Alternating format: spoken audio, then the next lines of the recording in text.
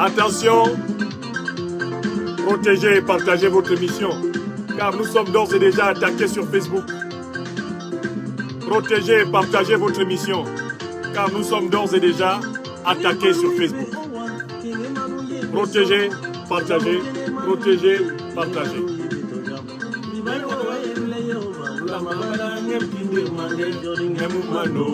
Protégez et partagez votre émission. À peine nous nous sommes connectés sur Facebook que nous avons été attaqués et que nous avons été empêchés de nous exprimer.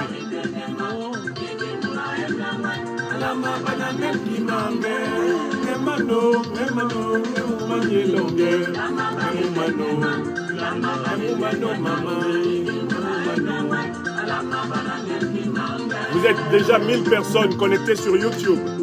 Franklin Nyamsiwa, Cameroun, l'Afrique des libertés. N'oubliez pas de protéger votre émission. N'oubliez pas de protéger votre émission. L'actualité s'accélère. Le gouvernement du Mali demande le départ immédiat des forces occidentales de son sol national. Le départ immédiat de Barkhane et de Takuba. Nous allons analyser le communiqué qui vient d'être publié sur l'office de la radio-télévision malienne par le colonel Abdoulaye Maïga, ministre de l'administration territoriale.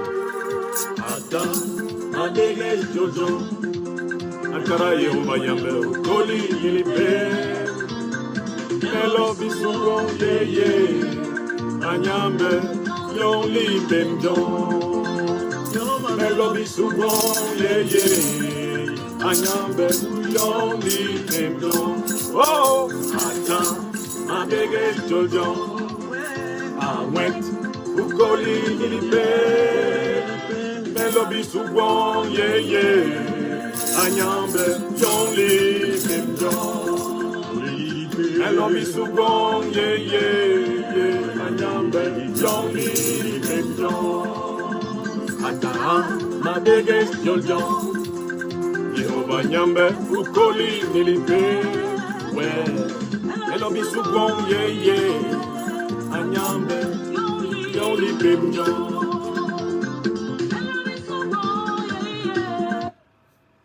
Malienne, Malien, Africaine, Africain, les jours se suivent et ne se ressemblent pas. L'Afrique des libertés, aujourd'hui, acte un pas nouveau, accompli par le peuple et le gouvernement panafricain souverain du Mali dans l'émancipation du continent africain. En effet, réagissant au communiqué, à la décision publiée hier par le président de la République française, Emmanuel Macron, qui annonçait le retrait unilatéral de la force Barkhane et de la force Takuba du Mali, dans un délai allant de 4 à 6 mois, le gouvernement du Mali, par la voix de son porte-parole, le colonel Abdoulaye Maïga, que nous saluons, ministre de l'administration territoriale, vient de s'exprimer. Et le communiqué qui vient d'être lu à la télévision malienne par le colonel Abdoulaye Maïga est un chef-d'œuvre de communication politique que votre serviteur s'en voudrait de laisser passer inaperçu. La présente conférence se déroule ici sur YouTube Franklin Nyamsiwa Cameroun, l'Afrique des libertés, et elle se déroule ici sur Facebook.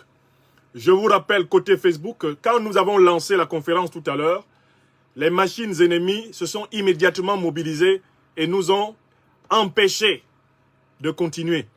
Voilà pourquoi nous avons relancé la conférence et vous n'avez pas forcément le titre de la conférence affiché sous la deuxième version actuelle sur Facebook, mais vous devez savoir que cette conférence est consacrée à l'analyse de la réaction du gouvernement malien à l'annonce du retrait français, du retrait européen, donc des forces Barkhane et Takuba, annonce qui a été faite hier, 17 février 2022, par le président français Emmanuel Macron, depuis la place de France et de Bruxelles, en Belgique. le gouvernement malien vient de publier un communiqué. Il est très important, avant d'analyser ce communiqué, de vous le faire entendre.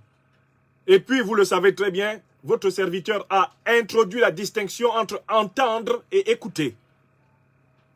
Après vous avoir fait entendre le communiqué, je vous aiderai à l'écouter, c'est-à-dire à comprendre tout ce qu'il y a de profond dans ce que le gouvernement de transition du Mali, dirigé par le président Assimi Goïta et le premier ministre Choguel Kokala Maïga, a voulu dire en condensé dans ce communiqué. Je voudrais aussi dire aux uns aux autres que j'avais prévu au départ de vous adresser une conférence à 17 h aujourd'hui sur le thème de la future cible de l'invasion géostratégique occidentale, à savoir le golfe de Guinée. Je vous informe que je reporte la conférence sur le golfe de Guinée à demain, samedi, à 17 h. Je ne la donnerai plus aujourd'hui, je veux laisser le temps au temps, car le grand événement politique africain de ce jour, après l'événement d'hier, à savoir l'annonce du président Macron, c'est la réponse du gouvernement du Mali. Donc la conférence que je vous ai annoncée pour 17 h aujourd'hui sur le golfe de Guinée, permettez-moi de la décaler pour demain, à la même heure, 17 h, demain samedi, 19 février 2022, je la donnerai à 17 h. Aujourd'hui, il nous faut nous approprier la réaction malienne. La réaction malienne qui, comme vous allez le voir, est une grande réaction africaine. Une réaction qui est en droite ligne, dans le droit fil des revendications de l'Afrique des libertés.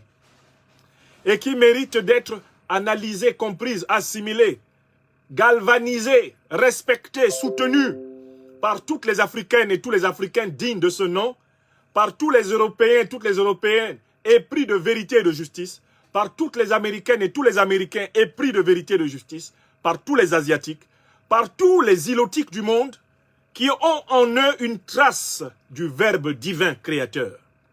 Oui, vous comprendrez, après que nous aurons analysé le communiqué malien, que la vérité justice, la maths immémoriale de nos ancêtres, est en train de reprendre pouvoir sur la terre africaine de Kémit, sur la terre de Kama. Nos ancêtres angélisés et Dieu le Tout-Puissant, enfin reconnectés avec les âmes vaillantes de notre continent, ont recommencé l'œuvre de reviviscence, de revivification du berceau de l'humanité, l'Afrique. Alors, dans ce projet de décryptage d'un communiqué qui dure à peu près 6 minutes et qui a été lu par le très éloquent, solennel, puissant, orateur gouvernemental malien, le colonel Abdoulaye Maïga, ministre de l'administration territoriale, eh bien, nous allons commencer par l'écouter. Ce sera la première partie de la conférence. D'abord, l'entendre. Et puis dans la deuxième partie de la conférence, nous allons nous intéresser à l'écouter. C'est-à-dire à extraire de ce qu'il a dit les idées essentielles que le peuple malien et plus largement le peuple africain et tous les amis européens, américains, asiatiques de l'Afrique ne doivent pas omettre. Car il y a dans ce communiqué un gisement sémantique. Il y a une richesse de signification. Il y a une puissance dans ce qu'a dit au nom du gouvernement malien, Abdoulaye Maïga, tel que je m'en serais voulu de ne pas être au rendez-vous de l'herméneutique, c'est-à-dire de l'interprétation. Car seule l'interprétation permet une réappropriation. Et la réappropriation permet, ayant compris, de pouvoir agir, puisqu'on aime. Mes chers amis, sans plus tarder, nous allons commencer par donner la parole au porte-parole du gouvernement du Mali. S'exprimant ici pour le brave peuple malien, c'est le colonel Abdoulaye Maïga, ministre de l'administration territoriale du Mali. Nous allons commencer par lui donner la parole. Permettez-moi donc de trouver un bon haut-parleur. Permettez-moi de trouver un bon haut-parleur. Et ensuite de lui donner la parole. Donc je vais marquer quand même au passage le titre de notre communication. Je vais le marquer au passage. Analyse. Permettez-moi de la réaction du gouvernement malien à la décision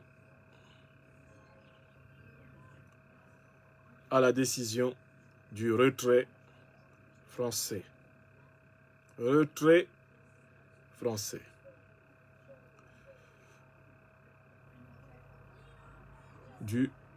De Takuba. Takuba, excusez-moi. C'est des questions techniques. Et Barkhane du Mali. Je fais ça. Ok, ça c'est bon. Je l'ai marqué. Ok. Comme ça, tout le monde a le titre, la conférence. Vous êtes déjà 2000 personnes connectées côté Facebook. Alors, faites-nous 2000 partages pour ne pas être à nouveau interrompu. Faites-nous 2000 partages pour ne pas être à nouveau interrompu. Et puis, vous êtes bientôt 2500 personnes du côté de YouTube. Faites-nous 2500 partages pour ne pas être interrompu non plus. Car notre analyse de ce communiqué est bien sûr redoutée par les colonnes de la France-Afrique. Alors, nous passons maintenant. Je vous mets un haut-parleur pour vous permettre de bénéficier de la voix solennelle du ministre Maïga.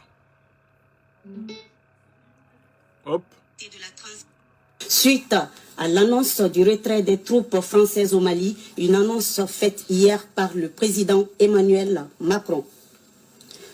Vendredi 18 février. Madame, Monsieur, bonjour et bienvenue dans ce 13h. Je vous le disais à l'instant, nous recevons sur ce plateau le ministre de l'administration territoriale et de la décentralisation, le colonel Abdoulaye Maïga, porte-parole du gouvernement. Monsieur le ministre, bonjour. Bonjour. Avec vous, un communiqué du gouvernement après l'annonce par le président français du retrait des troupes françaises au Mali. Monsieur le ministre, quelle est donc la réaction du gouvernement? Merci infiniment. Face à cette situation malencontreuse, le gouvernement a pris un certain nombre de décisions dont la teneur suit dans le communiqué numéro 019 du gouvernement de la transition que j'ai l'honneur de vous délivrer ici. Le gouvernement de la République du Mali prend acte de la décision unilatérale du 17 février 2022 des autorités françaises de procéder au retrait des forces militaires de Barkhane et de Takuba en violation des accords liant la France et le Mali et impliquant d'autres partenaires.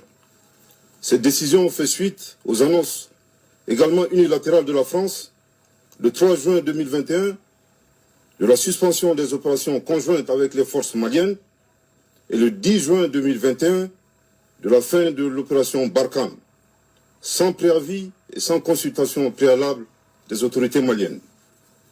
Ces décisions unilatérales constituent des violations flagrantes du cadre juridique liant la France et le Mali. Le gouvernement rappelle que par rapport aux résultats attendus, les résultats obtenus et annoncés officiellement par les autorités françaises n'ont pas été satisfaisants. Ni en 2013, avec l'opération Serval, dont les objectifs étaient de détruire le terrorisme, restaurer l'autorité de l'État malien sur l'ensemble du territoire national et faire appliquer les résolutions de l'ONU.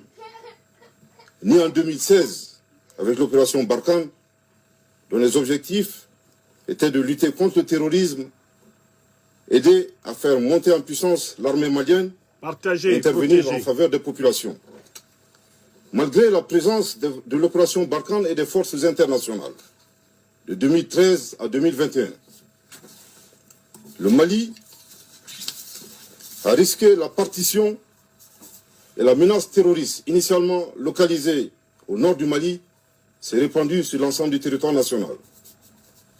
Le gouvernement rappelle que l'opération Serval n'aurait pas été nécessaire si l'OTAN n'était pas intervenue en Libye en 2011. Cette intervention qui a fondamentalement modifié la donne sécuritaire dans la région et dans laquelle la France a joué un rôle actif de premier plan et aux grandes dames des Africains, est à la base des problèmes sécuritaires actuels du Mali, en particulier et du Sahel en général. Contrairement aux allégations relatives à la dégradation de la situation sécuritaire, les autorités de la transition, dans l'exercice de leurs droits souverains, ont entrepris des actions volontaristes pour diversifier les partenariats, consenti d'énormes efforts, permettant ainsi la montée en puissance des forces armées maliennes et l'amélioration significative de la situation sécuritaire sur le terrain depuis 6 mois, notamment en vue de créer les conditions sécuritaires pour la tenue d'élections. En outre, pour un retour rapide à l'ordre constitutionnel, le gouvernement du Mali a mis en place un mécanisme de concertation visant à adopter un chronogramme consensuel en rapport avec la CEDEAO, l'Union africaine, les Nations unies et certains pays de la région. Au regard de ces manquements répétés des accords de défense, le gouvernement invite les autorités françaises à retirer sans délai les forces Barkhane et Takuba du territoire national sous la supervision des autorités maliennes. Je répète, au regard de ces manquements répétés des accords de défense, Écoutez. le gouvernement invite les autorités françaises à retirer sans délai les forces Barkhane et Takuba du territoire national sous la supervision des autorités maliennes. Je répète une dernière fois. Au regard de ces manquements répétés des accords de défense, le gouvernement invite les autorités françaises à retirer sans délai les forces Barkhane et Takuba du territoire national sous la supervision des autorités maliennes. Le gouvernement exhorte nos vaillantes forces armées et de sécurité nationale à plus d'engagement, de vigilance et de détermination dans l'accomplissement de leur mission de défense de l'intégrité territoriale et de sécurisation des personnes et des biens. Attaché aux valeurs de dignité, le gouvernement reconnaît les sacrifices consentis et s'incline devant la mémoire des victimes de l'insécurité, civiles et militaires, maliennes et étrangères. Le gouvernement réaffirme sa disponibilité à renforcer davantage le dialogue et la coopération avec les partenaires soucieux de la prise en compte des intérêts vitaux du Mali, dans le respect de la souveraineté nationale et de la dignité du peuple malien. Le gouvernement du Mali appelle la population à rester sereine et vigilante et prend l'engagement que toutes les dispositions sont prises pour garantir la sécurité. Bamako, le 18 février 2022, qu'Allah bénisse le Mali. Merci de votre très aimable attention. Merci beaucoup, monsieur le ministre. Mes chers amis, vous venez d'écouter le communiqué du gouvernement du Mali qui vient de nous être délivré par le porte-parole du gouvernement malien, le ministre malien de l'administration territoriale, le colonel Abdoulaye Maïga. Déjà, dont il faut saluer la capacité oratoire absolument remarquable. On sent que sa voix est portée par l'inspiration des grands Africains de tous les siècles, des mânes ancestraux de l'Afrique et bien sûr du Tout-Puissant, qu'il cite à la fin de sa communication, comme pour donner à celle-ci le cachet du sacré et de la solennité qui accompagne tous les actes décisifs de la vie africaine, conformément aux arcanes de notre grande civilisation multimillénaire. Au moment d'analyser le présent communiqué, vous êtes d'ores et déjà près de 8000 personnes rassemblées sur nos deux plateformes, YouTube et Facebook. Je voudrais vous demander, comme d'habitude, de témoigner de ce que nous vous avons dit hier. Avant d'analyser ce communiqué, mes chers amis qui suivez les publications de votre serviteur, ai-je, oui ou non, dit hier, à l'annonce du communiqué français, que les autorités maliennes n'auraient pas intérêt à accepter le délai dilatoire de 4 à 6 mois qu'il était annoncé unilatéralement par la partie occidentale à propos de son retrait du Mali? Je recommence la question. Parce que ça, c'est pour mes amis, ceux qui me suivent, les internautes qui sont mes amis aux 4 coins du monde et qui vérifient les analyses que je leur donne day by day, month by month, year by year. Ne vous ai-je pas dit hier, et vous pouvez aller retrouver cela sur mes pages Twitter, Facebook et YouTube. Ne vous ai-je pas dit que le délai annoncé par les puissances occidentales pour se retirer du Mali était un délai incompatible avec les conditions minimales de sécurité et du peuple et du gouvernement et de l'armée malienne? Ne l'avais-je pas dit hier? Bon, beaucoup d'entre vous ici qui ont suivi mes interventions d'hier le confirment. Donc nous pouvons avancer. L'Afrique a aujourd'hui à son service, à tous les niveaux, au Mali et ailleurs, des Africaines et des Africains, comme l'a dit le docteur Choguel Kokala Maïga, dont le quotient intellectuel est, le QI, est largement au-dessus de la moyenne. Nous serons bientôt des millions et bientôt plus d'1 milliard d'êtres humains présents sur la Terre et bien formés, bien structurés, bien éveillés pour défendre une révolution de l'humanité planétaire en faveur de la vraie fraternité, en faveur de la vraie liberté, de la vraie égalité, de la vraie dignité partagée. Et surtout, valeur suprême qui doit triompher sur ce 21e siècle, la véritable solidarité humaine. Valeur authentiquement africaine. Nous ne sommes plus à la remorque des analystes de Paris, de New York, de Londres, ou je ne sais d'où. Nous avons désormais notre capacité de projection dans l'avenir, dans le passé et le présent, par nos propres ressources et notre propre matière grise. Quand on écoute le colonel Abdoulaye Maïga, ministre malien des Affaires de l'administration territoriale, on ne peut que se réjouir du niveau de conscience élevé qui est en train de s'emparer des élites politiques de ce continent, à l'instar de l'élite malienne actuelle. Je voulais commencer par rappeler cela, car quand vous entendez quelque chose qu'on vous avait dit avant, la pédagogie citoyenne consiste à vous rappeler qu'on vous avait déjà dit ça. Bon, nous avons écouté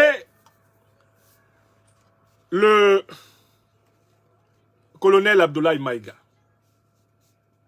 Il a commencé, il a traité dans son intervention, il a traité à mon avis de 10 points. Il y a 10 points essentiels dans son intervention et que je voudrais analyser. 10 points, 10. Vous voyez, en 6 minutes, il a traité de 10 idées fondamentales. Si vraiment il y en a une seule qui vous échappe, ce n'est pas bon du tout.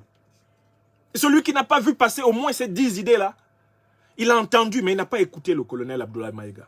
Il a entendu, mais il n'a pas écouté le gouvernement malien. Commençons par la première idée.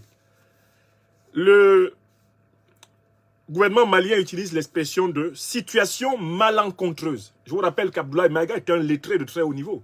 Vous vous souvenez, c'est lui qui a évoqué un extrait de la poésie d'Alfred de Vigny, l'auteur du recueil poétique Les Destinées du 19e siècle français.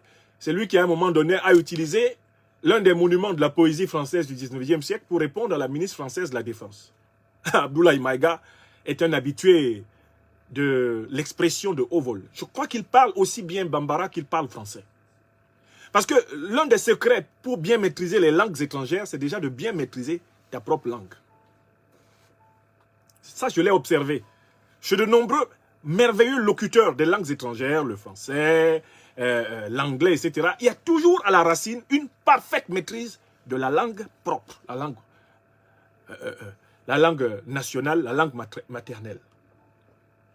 Oui, je pense que je ne parlerais pas aussi bien français que je le parle si je ne parlais pas aussi bien la langue dans laquelle j'ai grandi, ma langue africaine de Bassa, dans laquelle je suis poète, philosophe, mathématicien, historien, tout ce que vous voulez.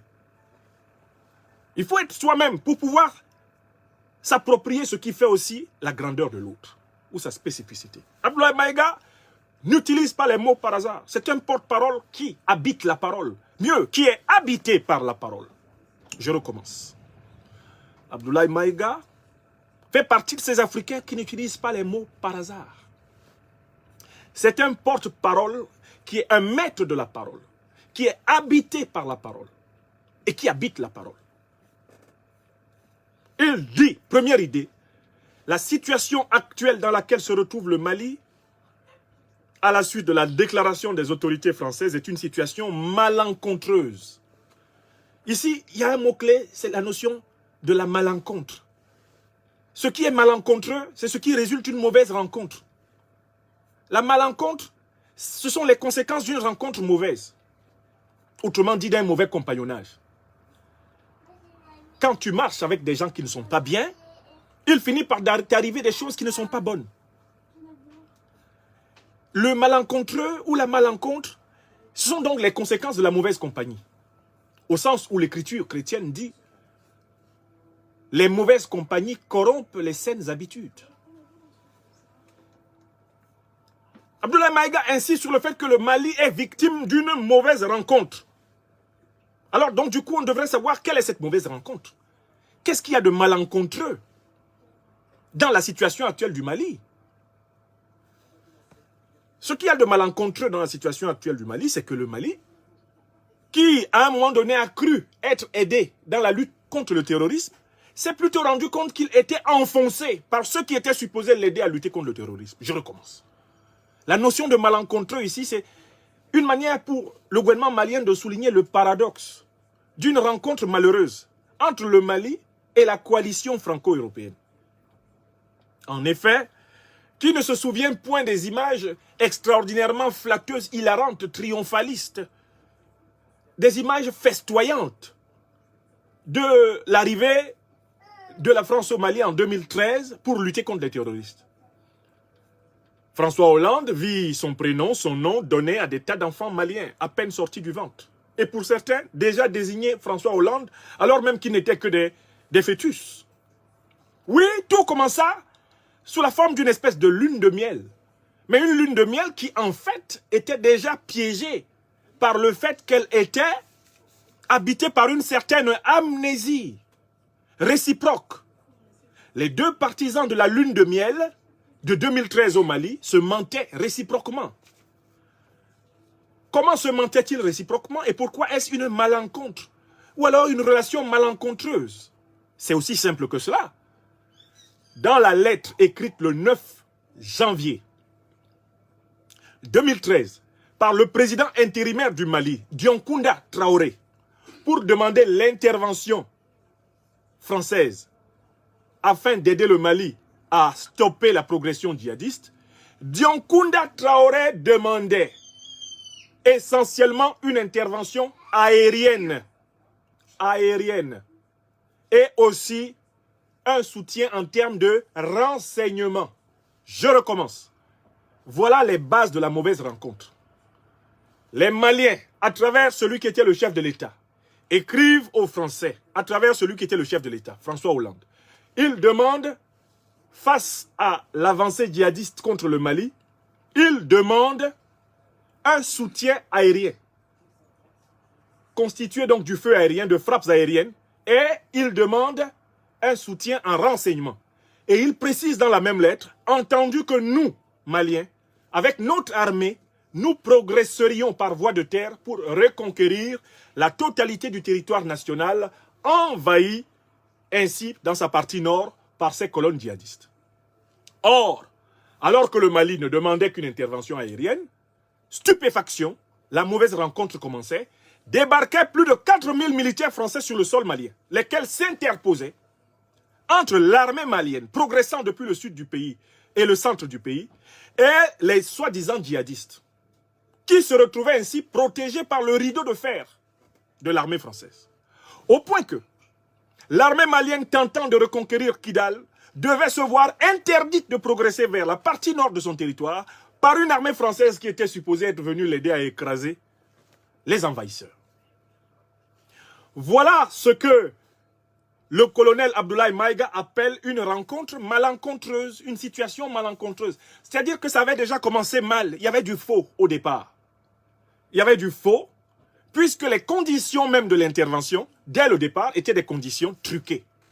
Les Maliens voulaient un soutien aérien, un soutien en renseignement, on leur a donné une occupation militaire.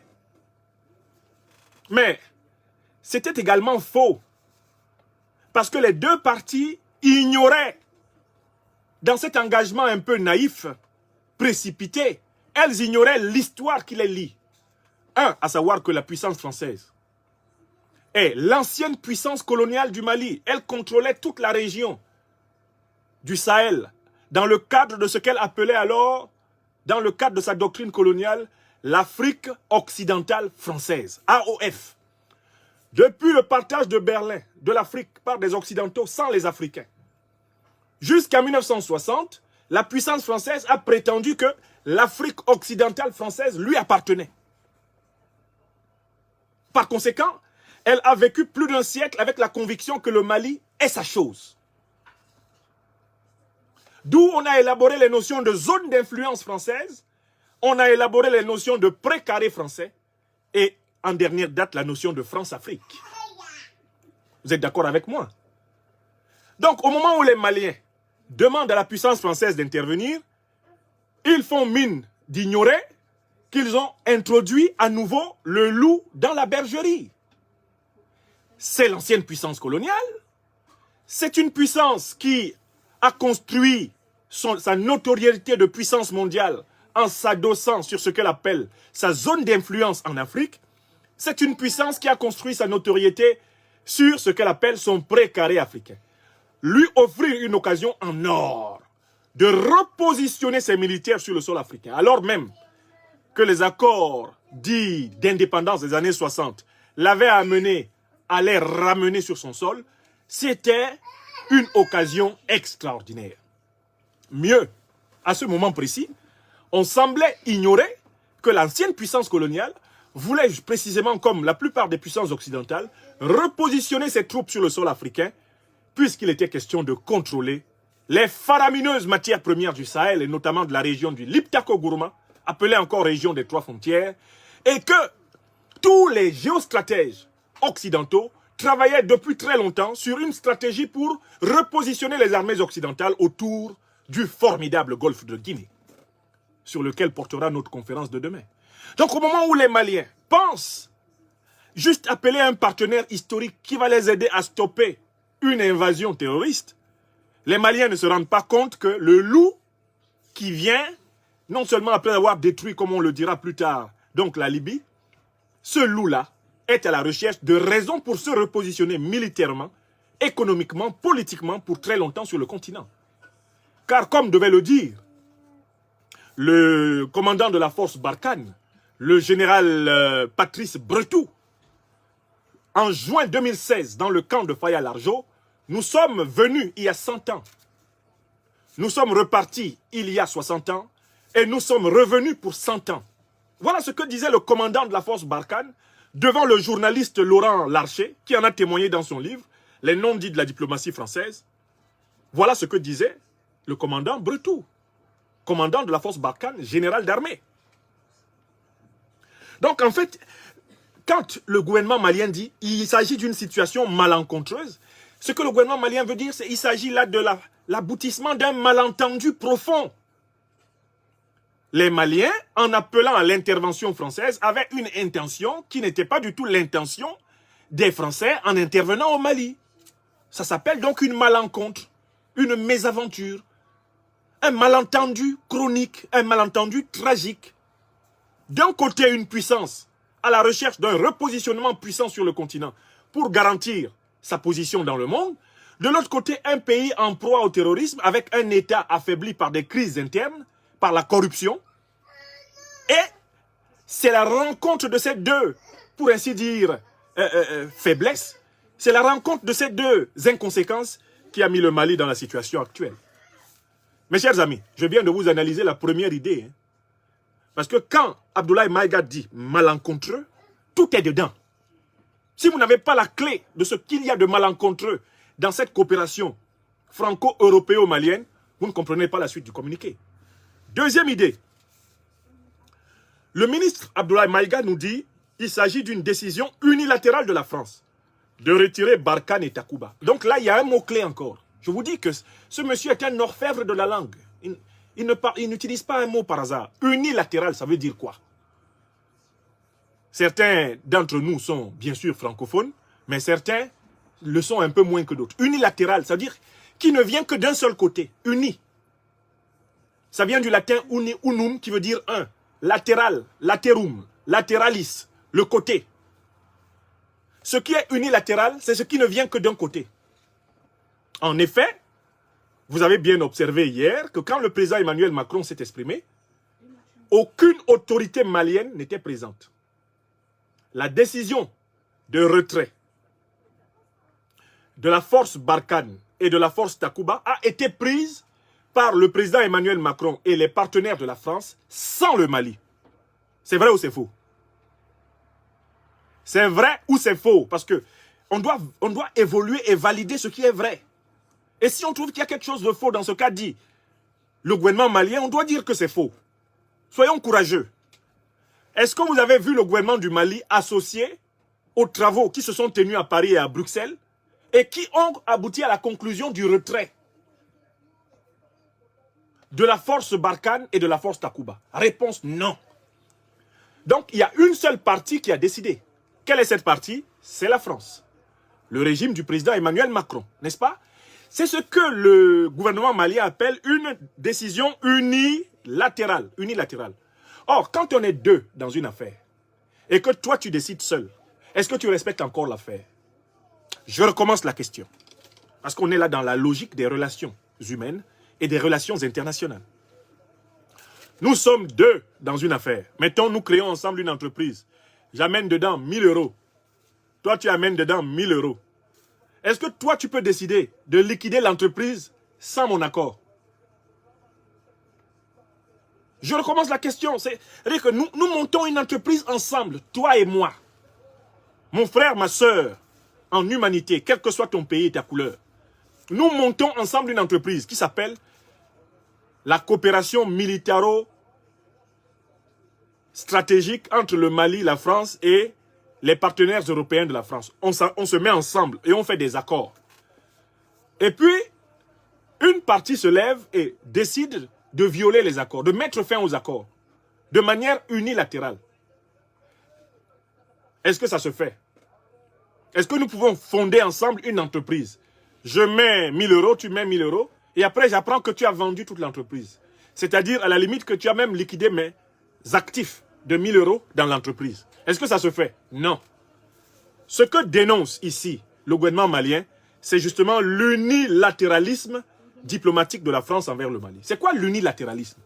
C'est le fait que la puissance française étant une ancienne puissance négrière qui a commercialisé les Africains, les êtres humains africains, comme des marchandises, étant une puissance coloniale qui s'est partagée l'Afrique sans les Africains, parce que son unilatéralisme ne date pas d'aujourd'hui. Quand ils ont décidé d'utiliser les Noirs comme étant de la marchandise, ils n'ont pas demandé le point de vue des Noirs. Hein. C'était unilatéral. Quand ils se sont réunis de 1884 à 1885 à Berlin pour se partager l'Afrique, il n'y avait pas d'Africains là-bas. Hein. C'était unilatéral. C'est un seul côté qui s'assoit et qui décide. Donc, dans la logique de cet unilatéralisme, ils ont décidé de retirer les forces Barkhane et Takuba du Mali sans discuter avec le Mali. Sans s'entendre avec le Mali. Et ils sont même allés jusqu'à donner des délais. Leur délai à eux, pour quitter le Mali qu'ils considèrent comme leur chose à eux. Là, je prends une deuxième métaphore. C'est la métaphore de la location. Je suis le propriétaire d'une maison. Toi, tu es le locataire. Quand il faut que tu partes de la maison, quel est le décideur? Qui doit décider de ton départ? Dans le meilleur des cas, si tu es locataire et moi le propriétaire, c'est le contrat de location qui dit dans quelles conditions tu t'en vas. Donc, on doit trouver dans le contrat de location un article qui avait été prévu et qui a dit comment on se séparera quand l'une des parties voudra qu'on se sépare. Donc, première référence, le contrat de location. Or, le contrat de location, c'est l'équivalent des accords. Les accords disent dans quelles conditions les accords peuvent cesser. Et il ne peut pas y avoir une cessation d'un accord sans qu'il y ait eu une consultation de l'autre partie de l'accord. Ce qui explique que le gouvernement malien ait adressé sa demande de révision des accords franco-maliens depuis le mois de décembre au gouvernement français. Parce qu'il sait que, en vertu du principe de la continuité de l'État, le Mali a passé des accords avec la France, le gouvernement malien a adressé ses observations et sa demande de révision à son partenaire français. Et il attendait la réponse. C'est comme ça qu'on fait quand on est en partenariat, quand on est en contrat avec quelqu'un. Or, Dans le cas d'espèce, que signifie une décision unilatérale? C'est-à-dire qu'on n'a pas respecté la convention. On n'a pas respecté l'accord.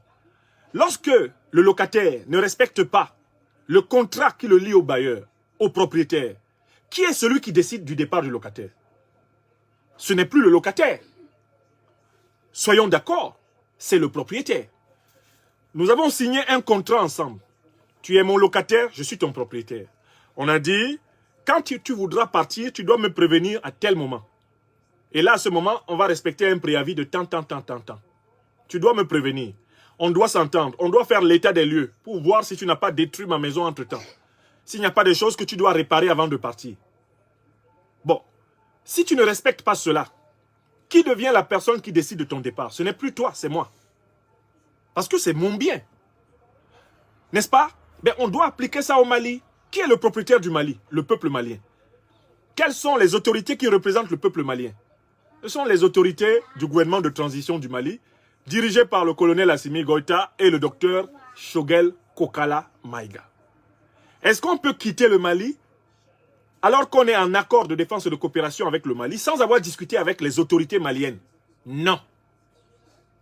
Mais si on refuse de discuter avec les autorités maliennes, qui sont les propriétaires du Mali au nom du peuple malien, qui va donc décider de la cadence de départ du Mali? Est-ce que ce sont ceux qui s'en vont, les locataires, ou plutôt les propriétaires, ceux qui restent? Réponse, appliquez ma métaphore, ce sont les propriétaires qui décident de la date de sortie. Si tu ne respectes pas le contrat de location, le propriétaire te vire dès qu'il peut. Il te vire comme il veut, puisque tu ne respectes plus la convention qui vous lie. Voilà la situation. Le gouvernement du Mali dénonce le fait que la décision est unilatérale. On ne l'a pas invité, ni à Paris, ni à Bruxelles. Pourtant, on discute du Mali. D'où la troisième idée, avancée par le gouvernement malien, à savoir que le gouvernement malien accuse le gouvernement français d'avoir violé les accords, c'est-à-dire le contrat qui liait le Mali à la France. Puisque dans ce contrat, il est prévu que lorsque une des parties veut que le contrat change ou veut rompre le contrat, elle doit se concerter avec l'autre. Or, dès lors que vous ne respectez pas la clause des accords et de tous les accords, qui présuppose que tout changement passe par une concertation préalable, par un dialogue préalable, il s'ensuit que vous avez violé les accords et à partir de cet instant, les accords deviennent nuls et de nul effet. Parce que quand on dit qu'un accord a été violé, c'est-à-dire que c'est un accord qui est désormais nul. Il a été violé, c'est-à-dire qu'il n'est plus sacré. Il a été violé, c'est-à-dire qu'il n'est plus valable. Et dès lors que l'accord n'est plus valable, dès lors que le droit international ne régit plus nos rapports, qu'est-ce qui doit primer entre l'étranger et le national? C'est le principe de la souveraineté du peuple. C'est le principe de la souveraineté des États. Quand entre deux États, il y en a un qui ne respecte plus les accords, chaque État se replie dans son domaine de souveraineté. D'où vous comprenez donc que le Mali fasse ici jouer le principe qui survit aux accords, à savoir le principe de la souveraineté réciproque des États. Autrement dit, la puissance française est une puissance souveraine. Elle fait ce qu'elle veut, mais en France. La puissance malienne est une puissance souveraine, mais elle fait ce qu'elle veut, mais essentiellement au Mali. Ce qui renvoie à notre principe de diplomatie de l'Afrique des libertés dont je vous parle depuis des années. Si tu ne m'arranges pas, il ne faut plus me déranger. Toute l'Afrique des libertés dit à tous les partenaires de la terre entière, à toutes les puissances, celui qui ne nous arrange pas, qu'il ne nous dérange plus. Car nous voulons exercer la pleine souveraineté des peuples, des États africains sur le territoire africain. De la même façon que les peuples, les États européens, américains, asiatiques exercent leur pleine souveraineté sur leur territoire respectif, l'Afrique du XXIe siècle veut être souveraine. Quatrième idée fondamentale. Le gouvernement du Mali nous fait une espèce de memento des violations des accords franco-maliens par la partie française. Il nous rappelle deux dates.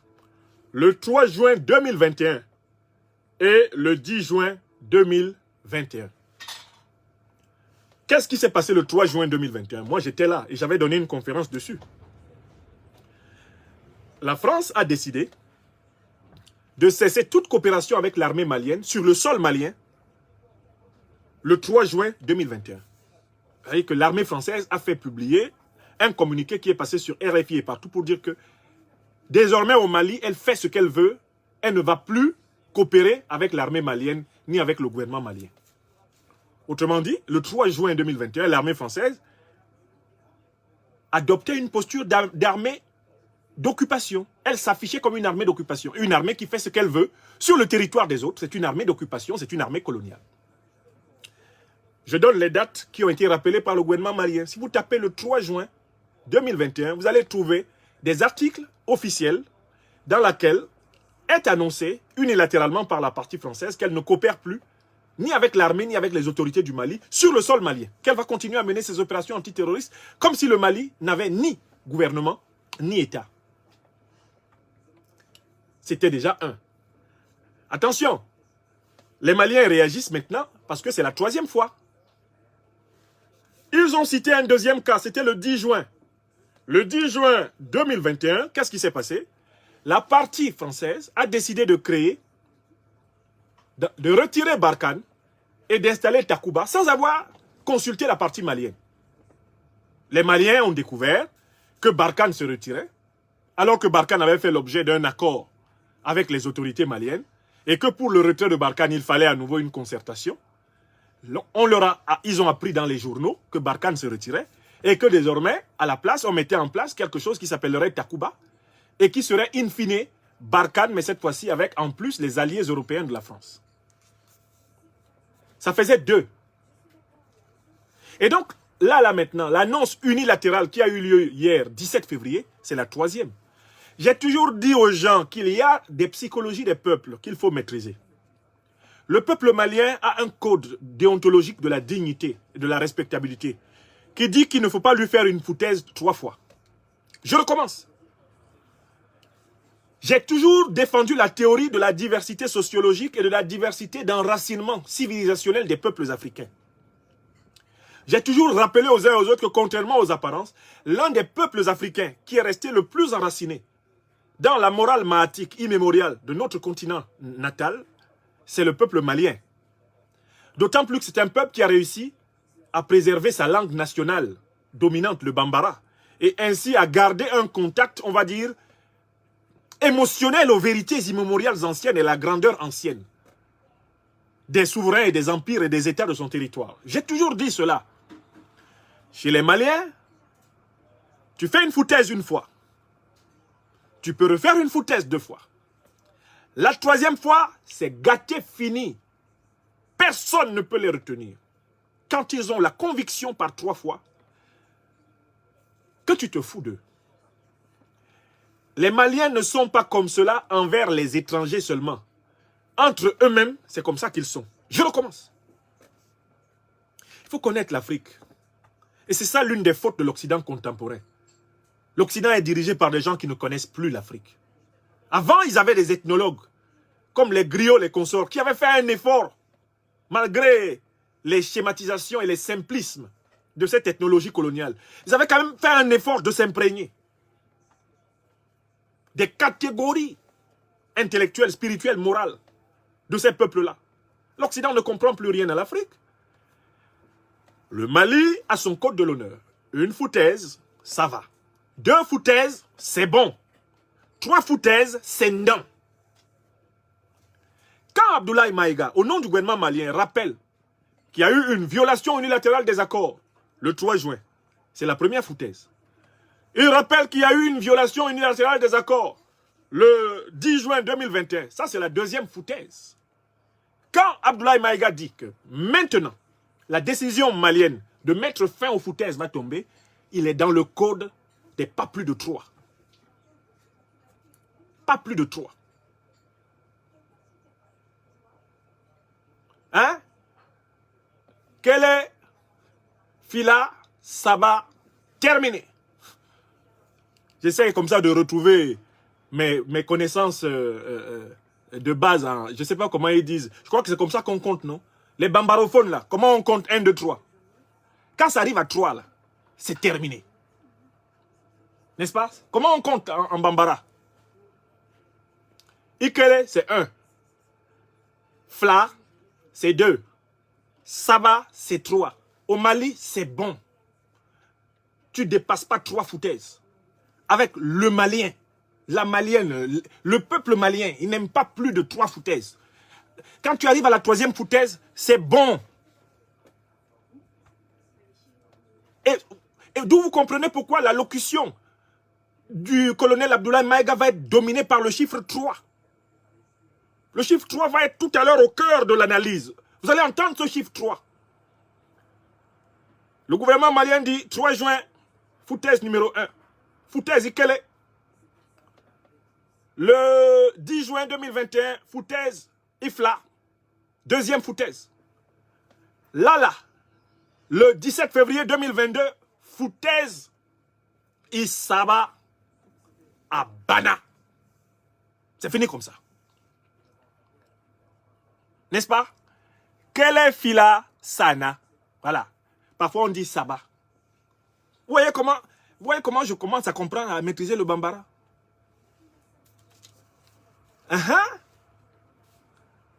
Quelle est Fila Saba? Terminé. Donc en fait, le gouvernement malien rappelle que ce n'est pas la première foutaise. C'est un mot de passe que Abdoulaye Maïga passe à son peuple et à tous les peuples africains qui connaissent la symbolique du 3.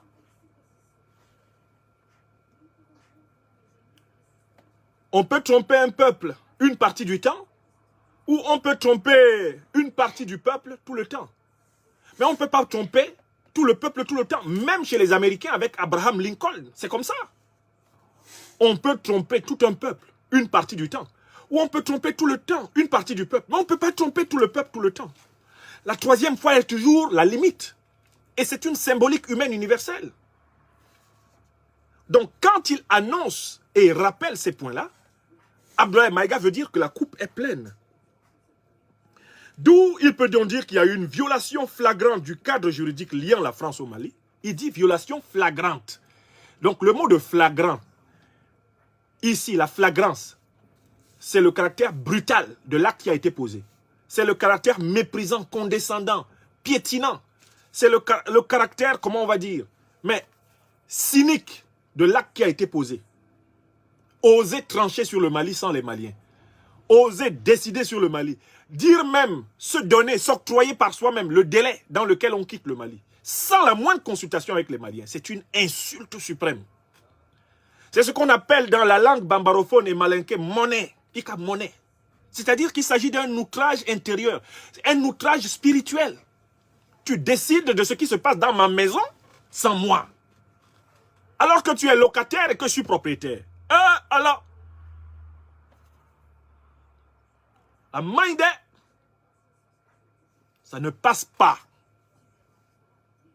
Oui. Quel est Fla Saba Abana? Écrivez ça. Au Mali, c'est comme ça. Quel est Fla Saba Abana? Oui. Et ils sont comme ça. J'ai dit qu'ils sont comme ça, même envers leurs propres dirigeants. Quand il y a un dirigeant qui a une foutaise, il fait une foutaise, on dit c'est bon. Il fait 2 foutaises, on dit Il fait 3 foutaises, on dit c'est fini. Et quand les Maliens ont dit c'est fini, le président lui-même, il fuit le palais. On a demandé un jour au père son âme, à Amadou Toumani Touré, comment il avait fait pour échapper au palais de Koulouba. Parce que les Maliens étaient allés le chercher là-bas. Comme Amadou Toumani Touré était un vrai Malien, il savait qui est son peuple. Ce peuple gentil et souriant, quand il se met en colère, il vaut mieux prendre tes jambes à ton cou, c'est mieux. Parce qu'ils ne vont pas s'arrêter. Même s'il y a 100 qui tombent en chemin, les autres avancent. Donc, des amis à moi, quand on se promène à Bamako, m'ont montré la colline par laquelle ATT, qui avait déjà plus de 60 ans, mais quand même qui était un militaire, un paracommando de formation, ATT a dévalé la colline du flanc arrière du palais de Koulouba pour échapper à la colère des siens. Il savait qu'il ne fallait pas qu'on le trouve là. Oui. Je dis, les Maliens ne sont pas comme ça contre les étrangers, ils sont comme ça. D'abord, c'est un principe. 3 foutaises, c'est bon.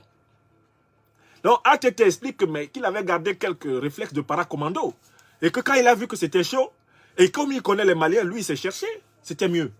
Oui. Et j'ai appris comme ça qu'il a réussi par la suite à monter dans une ambulance et à traverser les adversaires qui ne savaient pas comment on n'arrêtait pas les ambulances à l'époque.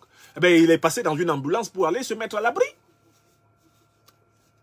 Il y a eu un autre président, après ATT, c'est Dionkunda. Dionkunda, lui, n'a pas eu le temps de fuir. Les Maliens l'ont trouvé, ils lui ont donné un coup de marteau. Oui, il a failli mourir. Donc, les Maliens ne sont pas comme ça par xénophobie, hein. Ils sont comme ça par principe de culture, par principe de civilisation. Ils n'aiment pas les foutaises. Et là, Abdoulaye Maïga envoie un message à son peuple pour dire on est arrivé à foutaise. On est arrivé à foutaise, il s'abat.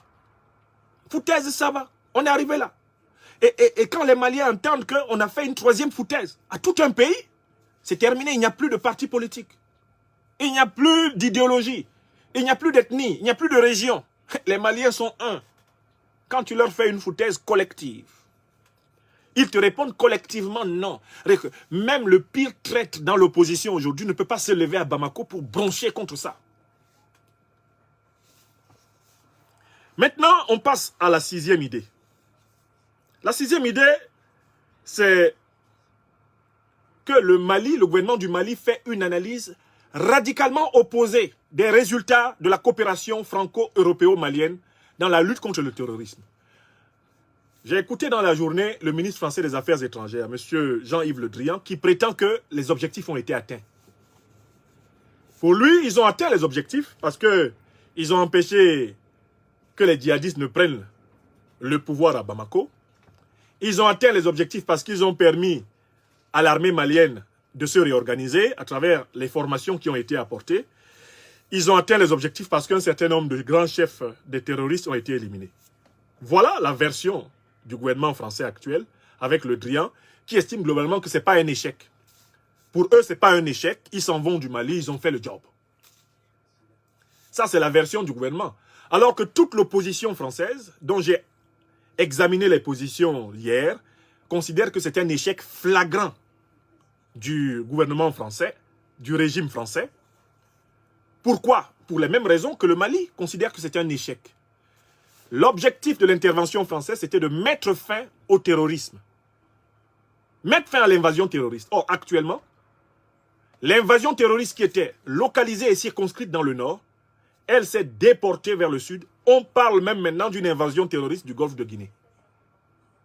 C'est-à-dire que, d'un point de vue très concret, il y a eu un échec de la lutte contre le terrorisme, puisque les terroristes frappent désormais le Bénin, frappent le Togo, frappent la Côte d'Ivoire, et que c'est en train de servir d'alibi aux géostratèges occidentaux pour justifier le positionnement de leur camp militaire autour du golfe de Guinée. Ça, c'est l'objet de la conférence de demain. Je vais vous expliquer l'astuce et l'escroquerie qu'il y a derrière cette affaire. Vous êtes presque 10 000 personnes en direct. C'est demain à 17 h. La conférence sur la nouvelle cible géostratégique de l'invasion occidentale de l'Afrique, le golfe de Guinée. Mais enfin, le ministre Abdoulaye Maïga souligne le fait que, sur le premier point, la lutte contre le terrorisme, l'échec est flagrant, puisque les terroristes ont désormais des cellules qui agissent sur tout le territoire malien et qui agissent même dans les pays au sud du Mali. Donc on se demande où les autorités françaises actuelles peuvent prendre le courage de prétendre que la lutte antiterroriste au Sahel n'est pas un échec. Deuxième idée, il était question de veiller à ce que le gouvernement malien, l'État malien, reconquiert la totalité du territoire malien. Or, en effet, ce n'est que ces 6 derniers mois que l'armée malienne, que les autorités maliennes recommencent à prendre pied sur toutes les zones de leur territoire. Pendant tout le temps, le territoire malien a progressivement été perdu de contrôle par l'État malien, par le gouvernement malien, par les forces armées maliennes, par les forces de défense et de sécurité, malgré la présence de plus de 15 000 soldats étrangers. Si on cumule les soldats de l'ONU et ceux des forces Barkhane et Takuba.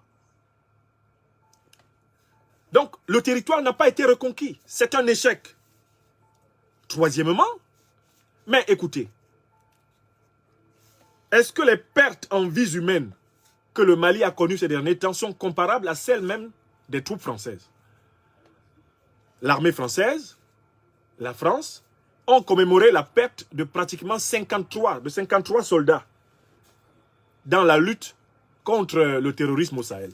Mais est-ce que vous savez combien de milliers de soldats et de civils sont morts du côté malien, du côté nigérien, du côté tchadien, du côté camerounais, du côté nigérian, du côté burkinabé? Est-ce que vous pouvez compter?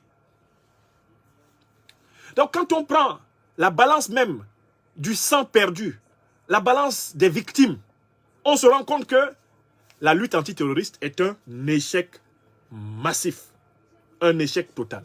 Voilà pourquoi Abdoulaye Maïga dit Serval a échoué, Barkhane a échoué et Takuba a échoué. Pourquoi?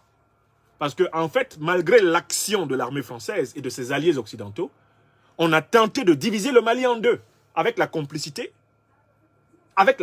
politique française. Puisque c'est l'armée française qui a empêché à un moment donné la reconquête du nord du Mali par l'armée malienne. On sait très bien aussi que l'armée française a soutenu à un moment donné le MNLA, le Mouvement National pour la Libération de l'Azawad.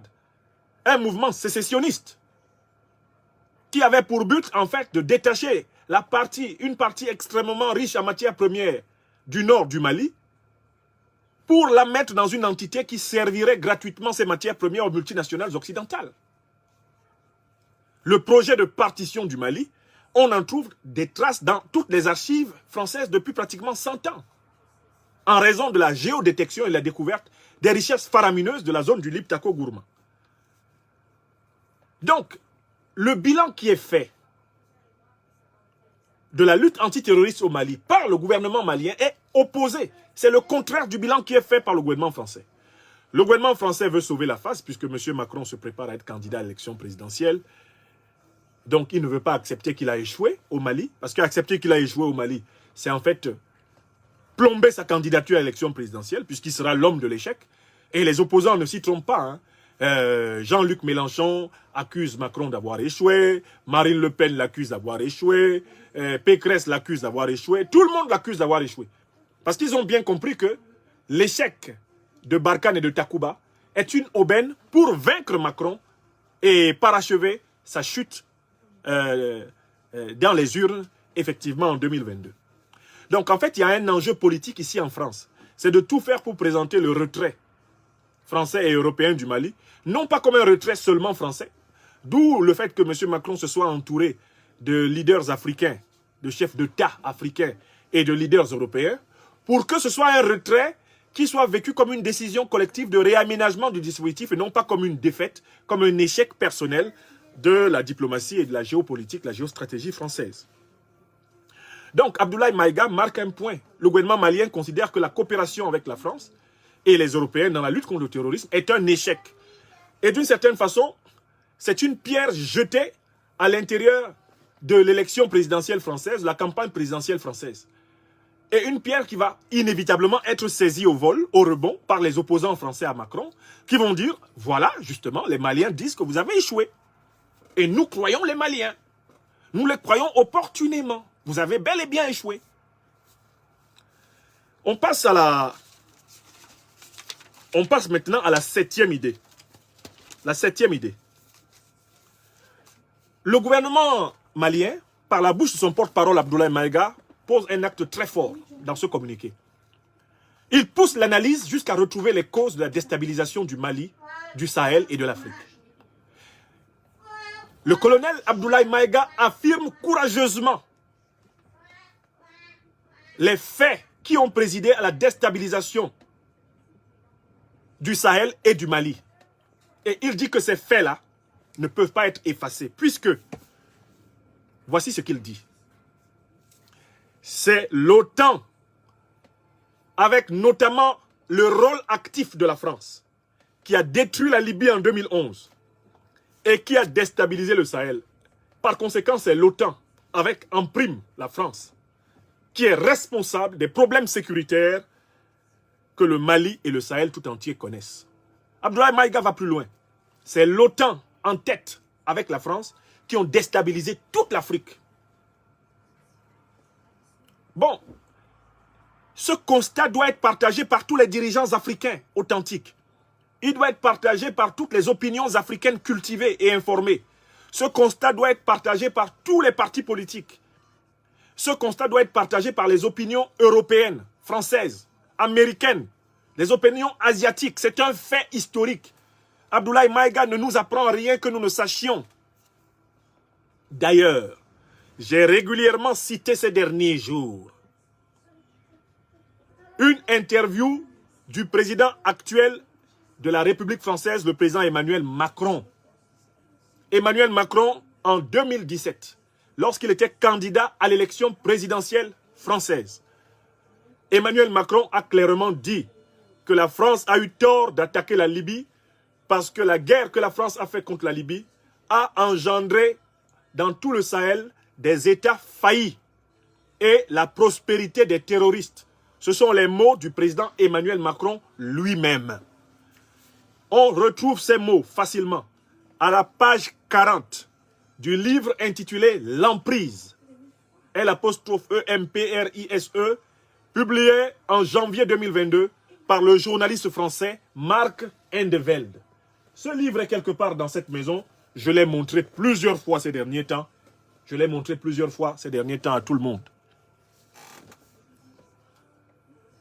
Il a redisparu de ma vue, mais je vous l'ai déjà montré. C'était un livre que j'ai potassé, franchement, dans tous les sens. Bon. Donc, à partir du moment où c'est la coalition occidentale, menée notamment par la France, qui a déstabilisé la Libye et déstabilisé le Sahel, est-ce que vous pensez sérieusement qu'on peut faire confiance à la même coalition pour combattre le terrorisme qu'elle a installé? Répondez vous-même. Je recommence. À partir du moment où M. Macron lui-même reconnaît que la France et l'OTAN ont déstabilisé la Libye et le Sahel et ont provoqué la faillite des États du Sahel et la prospérité des terroristes, quelqu'un qui est normal, c'est-à-dire en bonne santé physique relative et en bonne santé mentale, peut-il croire que pour combattre le terrorisme, on doit faire confiance à ceux qui l'ont installé? Ceux qui ont fait prospérer le terrorisme, j'utilise le verbe du président Macron. Ceux qui ont mené une guerre injuste contre la Libye, ceux qui ont déstabilisé le Sahel, peuvent-ils être les stabilisateurs du Sahel? Réponse évidente, non. Et le gouvernement malien nous rappelle ce fondamental ici, parce que les Africains passent le temps à se mentir. Aujourd'hui, le peuple burkinabé, le peuple guinéen, tous les peuples africains sont à la recherche de la bonne doctrine pour combattre le terrorisme. Mais personne ne combattra le terrorisme avec une fausse doctrine, c'est-à-dire une mauvaise compréhension de la stratégie de déstabilisation de l'Afrique par la coalition occidentale. L'Afrique est victime d'une stratégie de déstabilisation par la coalition occidentale. Cette stratégie a commencé par la destruction de la Libye. Je vous rappelle que la Libye est aujourd'hui dans un chaos maîtrisé par l'Occident. Les grandes puissances occidentales se servent actuellement du pétrole libyen, qui autrefois était concentré entre les mains d'un État central dirigé par Kadhafi, et qui permettait à l'Afrique d'envisager la naissance d'une monnaie unique. Désormais, la Libye est divisée en concessions, et les multinationales occidentales se servent, en association avec le Qatar. Voilà la situation en Libye. Dans le cadre de ce business plan, il fallait fragiliser le Sahel pour obliger les États sahéliens à accepter le positionnement des armées occidentales. Une fois que les armées occidentales se positionneraient, notamment autour de la zone des 3 frontières, le Liptako Gourma, où se trouvent les matières premières les plus faramineuses de la Terre, à partir de ce moment-là, les multinationales occidentales viendraient et continueraient donc l'exploitation privilégiée du sol africain pour leur puissance. Ça, c'était le business plan. Ce business plan comprenait une troisième partie qui vient de commencer. Il fallait laisser se produire des infiltrations de terroristes vers les pays du Golfe de Guinée. Dès lors que les infiltrations terroristes dans les pays du Golfe de Guinée allaient se faire, on allait dire à ces pays, il faut que vous acceptiez l'installation de bases occidentales, de bases militaires occidentales dans chacun de vos territoires pour combattre le terrorisme. Une fois ces bases installées, les formidables matières premières du Golfe de Guinée passeraient sous la fourche codine des multinationales occidentales et le business plan serait parfait. C'est de cela qu'il est question. Et tout Africain et tout Africain qui n'est pas au courant de ça ou qui fait semblant de ne pas l'être est du diable. Toute Africaine, tout Africain qui ne veulent pas assumer le travail de dénonciation, de démantèlement et de lutte contre cette expropriation, cette énième expropriation de l'Afrique par une manœuvre de recolonisation militaro-économico-politique de l'Occident, eh bien, ce sont des Africains indignes. Indignes de nos glorieux ancêtres, indignes de l'amour du tout-puissant Créateur qui nous a accordé l'intelligence, le courage et la force de vivre et d'agir pour que nos enfants, nos petits-enfants, nos arrière-petits-enfants vivent dans un monde meilleur. Si ce plan que je vous décris depuis 20 ans, si ce plan n'est pas entré dans votre corps pour devenir une intelligence partagée avec ceux qui vous entourent, sachez que vous vivez inutile. Africaine du monde entier. Que vous soyez en Amérique, que vous soyez en Europe, que vous soyez sur le continent africain, que vous soyez dans les îles du monde, africains des Caraïbes, si vous n'avez pas compris l'enjeu de la recolonisation contemporaine, la recolonisation en plein jour de l'Afrique par la coalition occidentale, vous n'avez peut-être pas compris pourquoi on peut tuer encore aujourd'hui aux États-Unis un Africain sans craindre d'être soi-même tué. Vous n'avez peut-être pas compris qu'il y a un lien entre le mépris planétaire pour l'Africain et le mépris concentré sur l'Afrique continentale. Et ça, le gouvernement du Mali fait un travail fondamental. Il appartient aux autres gouvernements africains d'être dignes, d'être appelés gouvernements africains. Que tous disent la vérité sur l'organisation de la déstabilisation de l'Afrique. Non pas comme ces vassaux venus faire de la figuration à Paris et à Bruxelles hier. Que les véritables dirigeants de l'Afrique se lèvent maintenant et parlent. Comme parlaient autrefois Cabral, Nkrumah, Lumumba, Mandela. Qu'ils se lèvent et qu'ils parlent comme parlait Nyerere. Qu'ils se lèvent et qu'ils parlent comme parlait Haile Selassie. Comme parlait Sankara. Qu'ils se lèvent et qu'ils parlent comme parlait Jerry John Rawlings. It is time now to talk. Na no nyen ni lamapor. Na no nyen ni lamapor. Aba neba Africa. Je vois dans mon pays natal, le Cameroun, un certain nombre de plaisantins qui essayent de présenter le fantôme disparu au sommet de l'État, Paul Biya, comme étant un panafricaniste. Mais on attend sa déclaration. Le Cameroun est victime de l'une des ailes de la multinationale terroriste partie du Moyen-Orient. Depuis plusieurs années, Boko Haram. Le Cameroun est victime de Boko Haram, qui est l'une des branches d'Al-Qaïda. Mais ils n'ont jamais eu le courage, les officiels camerounais, de se lever et de dire, nous savons dans quel dispositif vous nous mettez. Ils envoient des seconds, des troisièmes couteaux, bavarder sur Afrique Média, et les présenter comme des anticolonialistes, alors qu'ils sont soumis au même ordre. Parce qu'ils veulent absolument préserver un pouvoir qui ne sert pas les peuples africains. Un pouvoir anti-africain, anti-populaire. Tous les dirigeants qui ne disent pas la vérité aux peuples africains ne la disent pas parce que eh bien, la coalition occidentale les maintient artificiellement au pouvoir et les aide à tuer leur propre peuple. En faisant semblant de combattre le terrorisme, bien sûr. Voilà la vérité qu'il faut entendre. Troisième élément. Le gouvernement... on est maintenant au 7e élément, pardon. Là, c'était... On passe au 8e élément. 8e idée. Le gouvernement de transition du Mali souligne le fait que, ayant fait une bonne analyse des causes de la déstabilisation de l'Afrique, lui, il a décidé de diversifier son partenariat géostratégique. Autrement dit, le colonel Abdoulaye Maïga nous dit, puisque nous avons compris que c'est la France et la coalition occidentale qui ont déstabilisé l'Afrique, nous avons bien compris qu'on ne pourra pas combattre le terrorisme au Mali avec la France et la coalition occidentale comme principaux partenaires. Il nous faut diversifier. Il nous faut nous appuyer sur d'autres épaules. Autrement dit, nous devons nous appuyer sur des puissances qui, elles, n'ont pas attaqué la Libye et qui n'ont pas déstabilisé le Sahel, diantre. C'est aussi simple, même si vous expliquez ça à un enfant du CP, le cours préparatoire, il va comprendre. D'un côté, la coalition occidentale, qui, elle, a détruit la Libye et déstabilisé le Sahel pour fragiliser les États sahéliens. Comme l'a dit le président Macron, faire des États sahéliens des États faillis et faire prospérer les terroristes. De l'autre côté, des puissances qui n'ont pas participé à cela, même si elles ne l'ont pas empêché, mais elles n'y ont pas participé, la Russie et la Chine. Sur qui s'appuyer pour résister contre le terrorisme induit, le terrorisme favorisé, le terrorisme prospérisé, le terrorisme facilité et introduit en Afrique. Il faut s'appuyer sur ceux, précisément, qui ne sont pas coupables d'avoir détruit la Libye, qui ne sont pas coupables d'avoir déstabilisé le Sahel et qui ne veulent pas arracher le contrôle du golfe de Guinée aux peuples africains.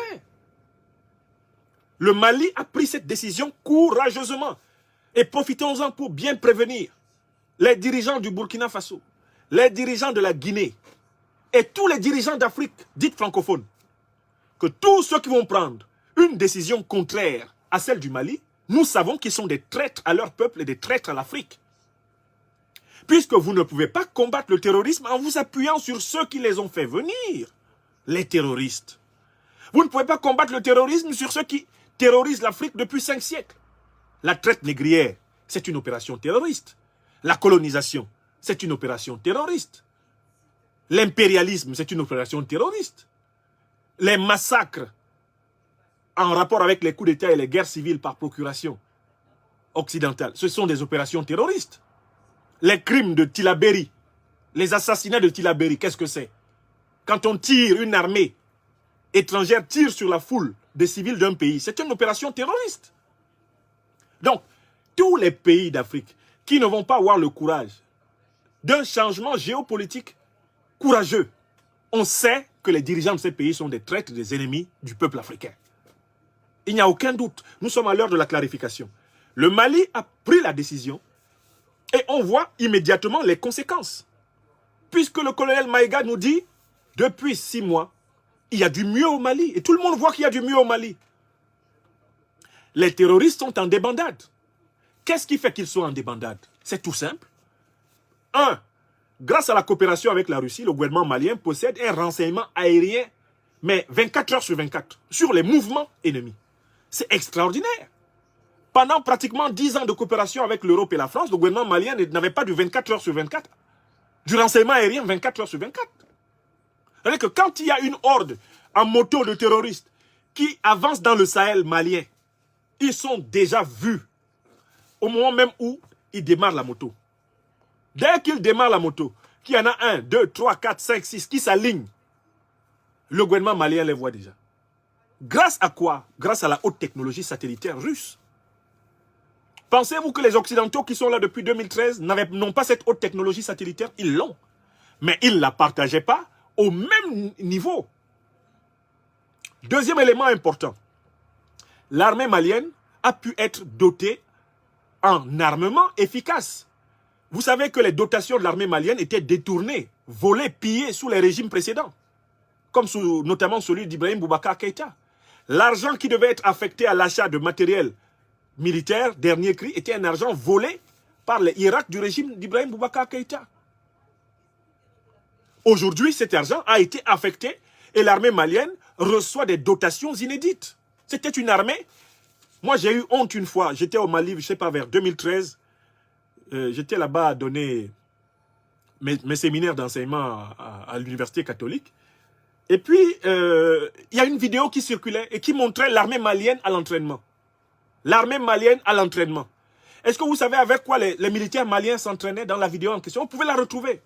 Avec des fusils de bois, c'est-à-dire des morceaux de bois supposés être des fusils. Et pendant l'entraînement, ils devaient simuler le tir. Po, po, po, po, po, po, po. Et cette vidéo a été filmée et elle a été utilisée pour ridiculiser le Mali. Ridiculiser toute l'Afrique. En disant, regardez, ils ne peuvent pas combattre le terrorisme. Regardez, ils s'entraînent avec des morceaux de bois et ils simulent des tirs avec la bouche. Non.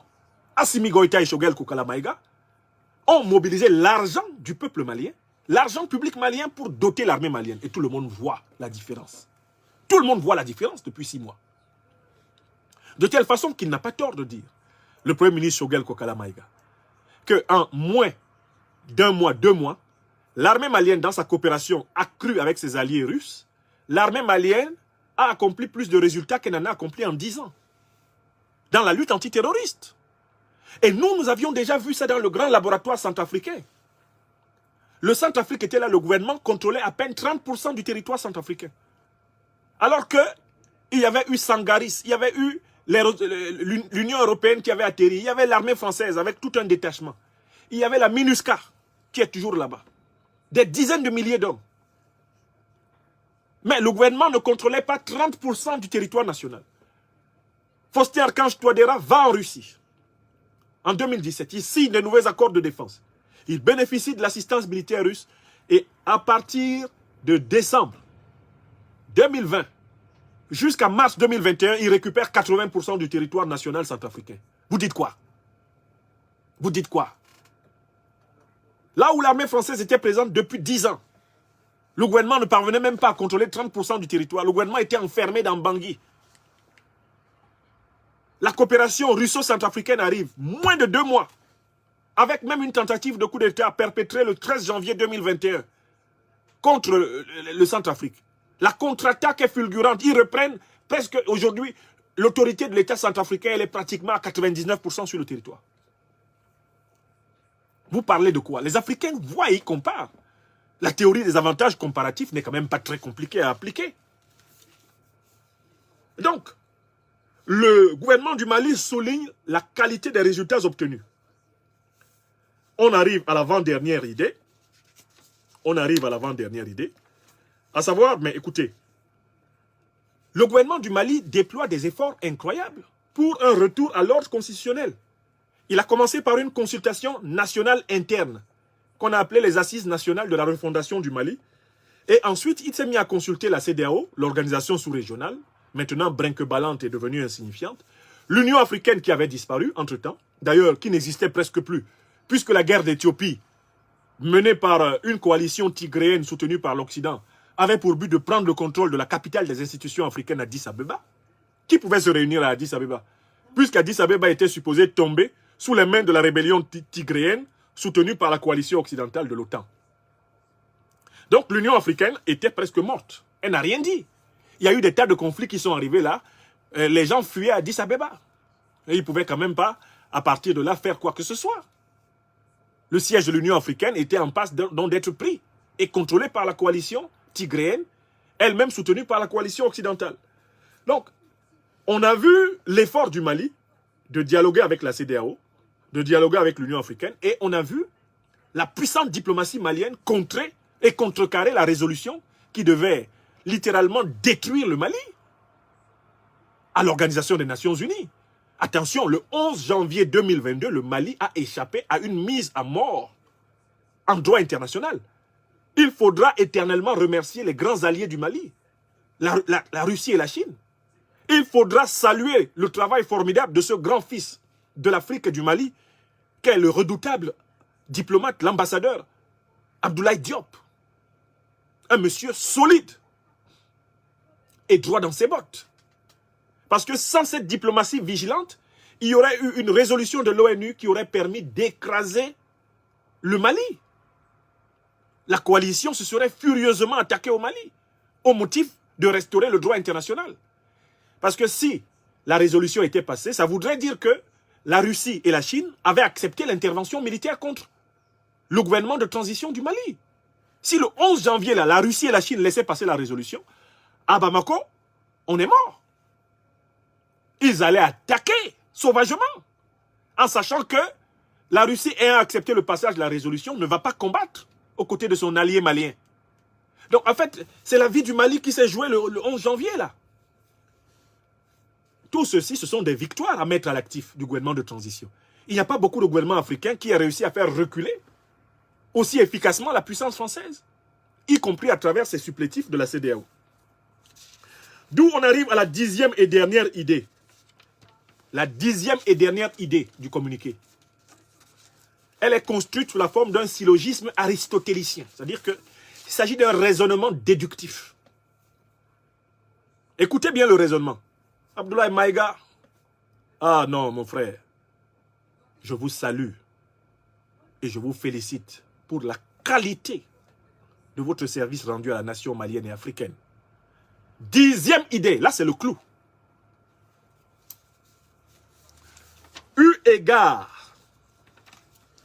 égard au manquement répété de la partie française aux accords de défense qui avaient pourtant été dûment signés avec la partie malienne. Donc, on appelle ça les prémices du raisonnement. Puisque vous-même, vous avez constaté qu'en face, il n'y a que des foutaises. Alors, Abdoulaye Maïga dit, au nom du gouvernement malien et du peuple malien, qu'il ordonne le retrait sans délai, et notez l'expression, sans délai, des forces Barkhane et Takuba sur le territoire, du territoire national malien, sous la supervision des autorités maliennes. Il y a deux mots. Il y a d'abord la première expression, sans délai. Sans délai, ça veut dire quoi? Ça veut dire que la partie française, à travers le président Macron, a dit que le retrait se fera dans une période de 4 mois à 6 mois. Ça, c'est un délai, ça. Quand on dit d'une période de 4 mois à 6 mois, c'est-à-dire que les forces Barkhane et Takuba pourraient s'être retirées d'ici 4 mois ou d'ici 6 mois. Là, nous sommes au mois de février. Quand on compte 4 mois, février, alors on va compter mars, avril, mai, juin. Selon M. Emmanuel Macron, les forces françaises et européennes pourraient s'être retirées à partir minimum de juin 2022 et puis maximum, on ajoute juillet et août. C'est-à-dire que jusqu'en septembre, on pourrait continuer à avoir sur le sol malien les forces Barkhane et Takuba. Ça, c'est ce que dit le président Macron dans son allocution d'hier. Le gouvernement malien dit que lui, en tant qu'il est le représentant du souverain, c'est-à-dire le peuple malien, il demande un retrait sans délai. Que signifie l'expression sans délai? Notez les synonymes. Un retrait immédiat. Sans délai, ça dit immédiat. Ça dit partez tout de suite. Partez tout de suite. Sans délai, c'est-à-dire que le départ doit immédiatement commencer. Sans délai, c'est-à-dire que la partie malienne récuse le délai de 4 à 6 mois annoncé unilatéralement par la partie française et européenne. La partie malienne dit que ce délai n'est pas valable, qu'il est nul et de nul effet. Autrement dit aussi, la partie malienne dit on ne va pas attendre que vous restiez ici pendant 4 mois, jusqu'à 6 mois. C'est hors de question. Vous n'allez pas rester ici pendant 4 mois encore, jusqu'à 6 mois encore. C'est hors de question. Vous devez partir dès maintenant. Dès maintenant. Bon, alors,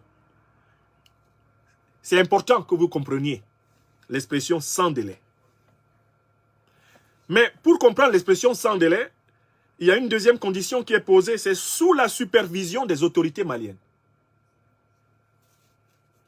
Autrement dit, le retrait du sol malien, du territoire malien, ne va pas se faire selon les desiderata de la puissance française et de ses alliés européens. Parce que ça ne se passe pas en France. Ça ne se passe pas en Europe, ça se passe au Mali. Cela va se faire à la cadence voulue par les autorités maliennes. Cela va se faire sous la coordination des autorités maliennes. Le retrait ne va pas se faire en désordre. Le retrait ne va pas se faire au matin bonheur, c'est-à-dire au bonheur la chance. Le retrait se fait sous la coordination du souverain, le peuple malien, l'État malien, le gouvernement malien, l'armée malienne.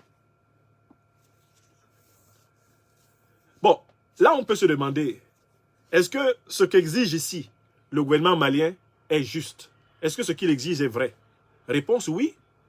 Il n'y a qu'à vous référer aux conditions dans lesquelles le retrait américain, le retrait africain de la France lors des 2 guerres mondiales, comment ce retrait a été mené? C'était sous la coordination des forces françaises.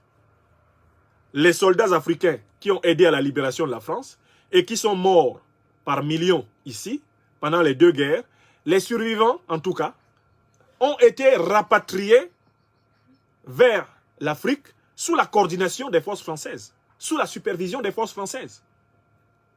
Lorsque les soldats américains qui ont participé à la libération de la France devaient rentrer aux États-Unis, c'était sous l'encadrement de l'armée française.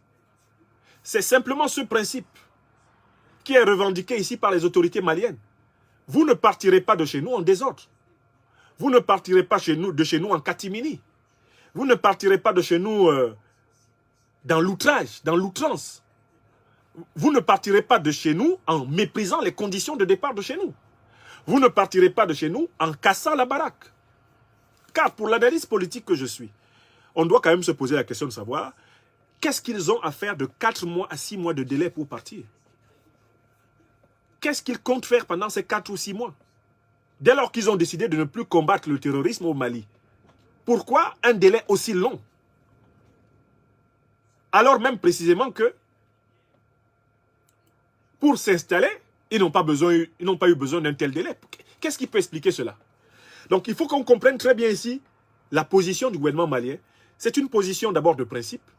On ne se retire pas d'un pays souverain, d'un État souverain, sans la coordination et la supervision de cet État? Deuxièmement, quel est l'usage que Barkhane et Takuba veulent faire du temps long qu'ils s'étaient octroyés dans leur déclaration? Quel est l'usage? Est-ce que toutes les supputations ne sont pas libres dans cette période où précisément leur posture est une posture offensive et agressive envers les Maliens? N'est-on pas libre de penser que le délai long qu'ils étaient en train de demander est un délai qui risque d'être utilisé contre la transition du Mali? Un être humain doué d'un minimum de bon sens, comme le dirait Descartes, reconnaîtrait que le délai long est un délai potentiellement nuisible pour la transition malienne et le peuple malien. Alors que le délai immédiat est le délai le plus compatible avec les intérêts souverains du peuple malien, d'autant plus qu'il y a eu, en réalité, violation unilatérale des accords. Il n'y a pas eu, en quelque sorte, concertation avant. Mais enfin, dans cette 10e idée, vient alors le chiffre 3.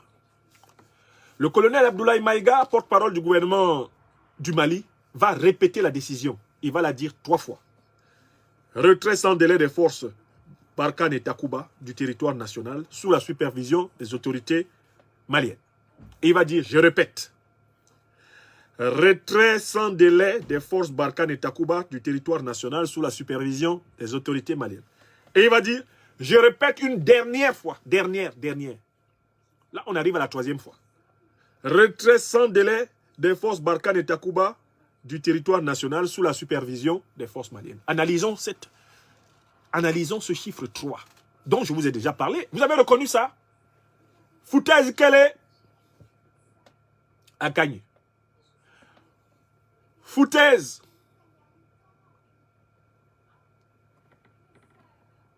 Foutaise. Foutaise Kele Fila Saba. Foutaise Ifla à Kanye. Foutaise Isaba à Magné. À Bana. Je vous le donne en Bambara encore. Hein. Je recommence en Bambara. Première foutaise. C'est bon. Ça va. Deuxième foutaise. Ça va de. Troisième foutaise, c'est fini. Fin des foutaises. Donc, foutaise Ikele. Akani. Iko Kani.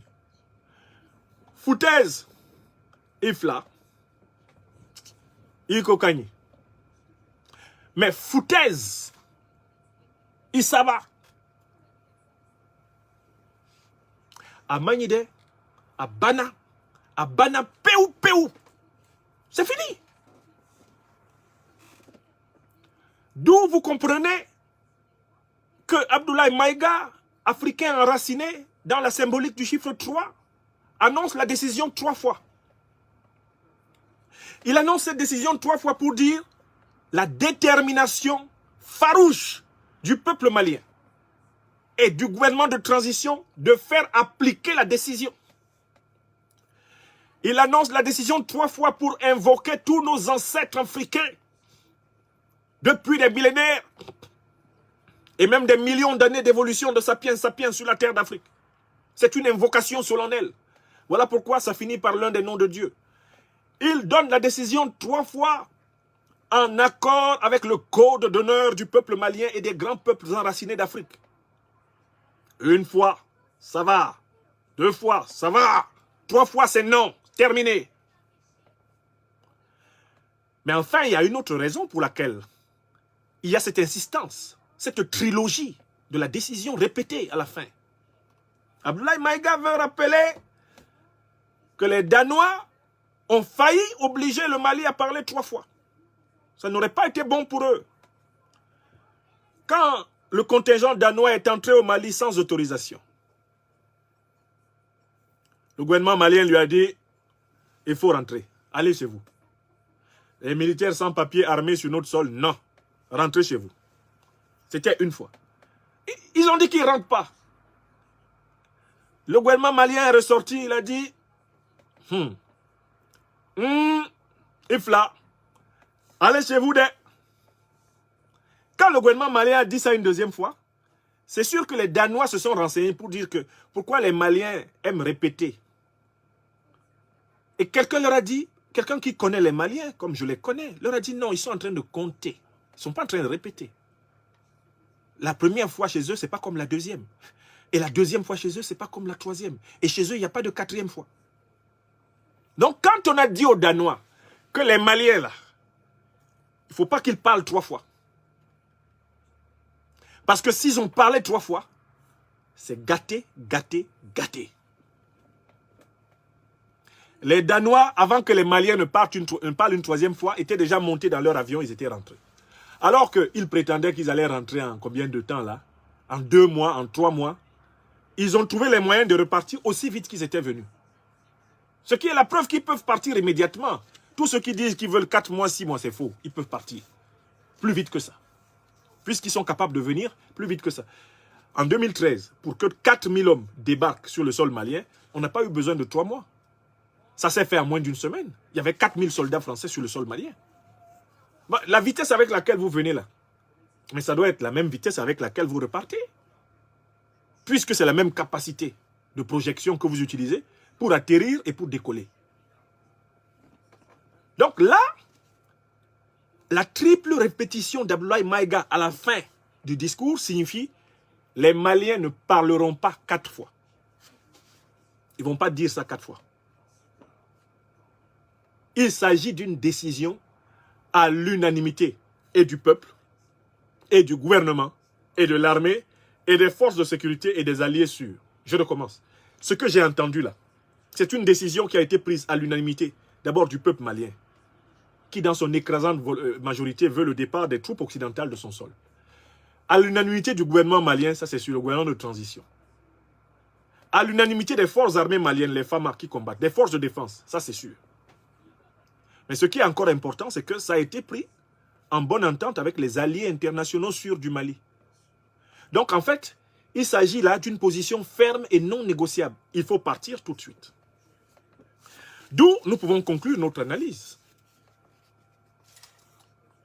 Là où le régime français veut transformer le départ du Mali en une sorte de victoire sous forme de réorganisation, le gouvernement malien en a cure. Lui, il veut que ce départ, que ce départ se fasse dans les conditions les plus sécurisantes pour le peuple malien, pour le gouvernement de transition du Mali et pour les intérêts souverains du Mali.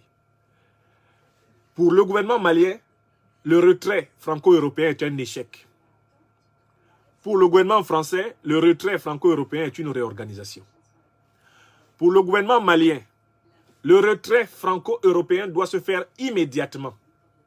Pour le gouvernement français, le retrait franco-européen doit se faire au rythme des desiderata de l'Europe et de la France. Il s'ensuit que dans les prochains jours, nous devons observer pour voir lequel des deux rythmes va s'imposer. Je recommence. Les jours qui viennent vont être décisifs. Nous devons observer et surveiller le Mali comme du lait sur le feu pour voir lequel des deux rythmes annoncés sera décisif. D'un côté, les forces françaises et européennes qui prétendent dicter leur rythme, partir à leur rythme. De l'autre côté, les forces légitimes, légales, républicaines du Mali qui disent que le rythme au Mali est déterminé par le souverain, le peuple, l'État, l'armée, le gouvernement de transition, bref, les autorités légales et légitimes. Alors là, nous sommes effectivement dans une période extrêmement délicate. Alors, en tant que fils de l'Afrique, fils du Mali, en tant qu'intellectuel politique, en tant que citoyen adoptif de la République française, qu'est-ce que je voudrais dire maintenant? Quelle est l'opinion raisonnée que je formule?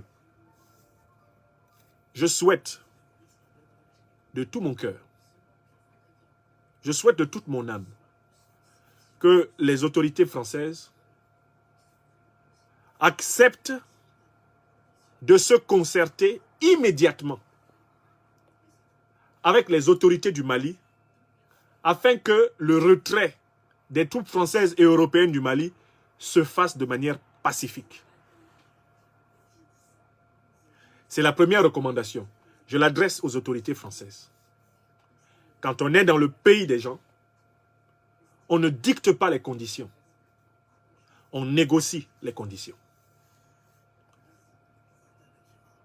Il me semble que si la partie française fait cette démarche de négocier et de soumettre ses doléances de départ aux autorités légales et légitimes du Mali, il y aura une sortie, on va dire, à l'amiable de la crise qui est en train de se cristalliser actuellement. Deuxièmement, je m'adresse au peuple malien. Je m'adresse à tous les peuples africains. Je m'adresse à tous les peuples européens, américains, asiatiques, amis des luttes africaines pour la liberté. Nous devons être solidaires du gouvernement de transition du Mali. Parce que ce que demande le gouvernement de transition du Mali est juste et vrai. Parce que ce que demande le gouvernement de transition du Mali est légitime et légal. Le peuple malien, comme l'a appelé le gouvernement de transition, doit redoubler de vigilance, de solidarité et de mobilisation. Tous les peuples africains doivent redoubler de vigilance, de solidarité et de mobilisation autour du Mali. Tous ceux qui sont épris de vérité et de justice, quel que soit leur pays, la couleur de leur peau, leur langue, doivent appeler la France et ses alliés européens à quitter pacifiquement le Mali. Car c'est ainsi qu'on quitte un pays qui ne vous appartient pas. C'est ainsi qu'on respecte un peuple qui vous a demandé de garder et votre argent, et vos armes, et vos hommes, et vos idées pour vous, et de les laisser tranquilles. J'appelle donc à une mobilisation plus forte du peuple malien, des peuples africains, et des véritables amis de la vérité et justice. Dans les heures à venir, dans les jours à venir, nous allons voir si le bon sens va triompher du côté de ceux qui ont tort de piétiner le Mali, du côté de ceux qui ont tort de se comporter dans le pays des autres comme si c'était leur propriété. En fait, je voudrais dire pour finir que la balle est dans le camp de la France et de ses alliés. C'est à eux de choisir de partir avec un minimum d'honneur ou de partir du Mali et peut-être de toute l'Afrique dans le déshonneur. Moi, il y a 20 ans que je me promène ici en France et en Europe pour leur expliquer. Je leur ai expliqué d'anticiper, de changer le logiciel avec lequel ils ont traité les affaires africaines depuis 5 siècles. Et je leur disais, si vous ne le changez pas, vous serez victime de mutations rapides, de mutations brutales. Vous serez surpris. Le réveil sera difficile. Un matin, eh bien, vous verrez vos forces armées, vos multinationales, chassées d'Afrique. Alors que si vous changez de logiciel, si vous réformez votre regard sur l'Afrique, si vous entrez dans la logique d'un partenariat authentiquement gagnant-gagnant, il y a des chances, après que vous aurez réparé vos crimes négriers, vos crimes coloniaux, vos crimes néocoloniaux, après que vous aurez cessé de soutenir les pires régimes du continent, cessé de piller le continent en utilisant votre monnaie néocoloniale, quand vous aurez cessé de vouloir imposer aux Africains d'être francophones et que vous respecterez le droit de l'Afrique d'être africanophone et de devenir à son tour une grande puissance, ce n'est qu'après tout cela qu'il sera possible d'envisager une relation humaine, une relation d'égalité, de fraternité, une relation de respect mutuel. Pas avant. Pendant 20 ans, j'ai écrit des livres, j'ai délivré des conférences, j'ai rencontré des personnalités politiques, religieuses, spirituelles, j'ai rencontré des élites économiques françaises, européennes. Et quand je leur parlais, je ressemblais à un prophète prêchant dans un désert. Aujourd'hui, ce que nous craignons, que nous annoncions dans nos livres, dans nos conférences, ce que nous leur disions est en train d'arriver. S'ils ne se soumettent pas au principe de réalité, plus dure sera la chute. Mes chers amis, vous étiez pratiquement près de 9 000 à 10 000 personnes au pic de cette conférence à écouter notre décryptage du grand communiqué. La réponse du gouvernement malien à la sortie hier officielle du président français Emmanuel Macron concernant le retrait franco-européen du Mali. Puisse cette conférence aider ceux qui avaient entendu le porte-parole du gouvernement malien, le colonel Abdoulaye Maïga, à l'écouter maintenant. Ainsi soit-il. Que Dieu bénisse le Mali, que Dieu bénisse l'Afrique. Abdoulaye Maïga n'a pas fini par l'un des noms de Dieu par hasard. Allah, c'est l'un des noms de Dieu. Nous l'appelons Nyambé, nous l'appelons Hilolombi en Afrique centrale. D'autres l'appellent Zappa Baba. Il n'a pas fini ainsi par hasard. L'Afrique vit un temps sacré. Et il faut que chacune et chacun d'entre vous y prenne sa part d'engagement. Je vous remercie.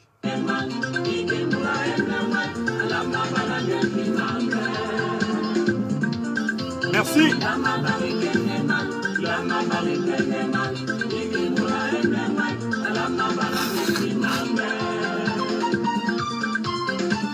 Merci à tous.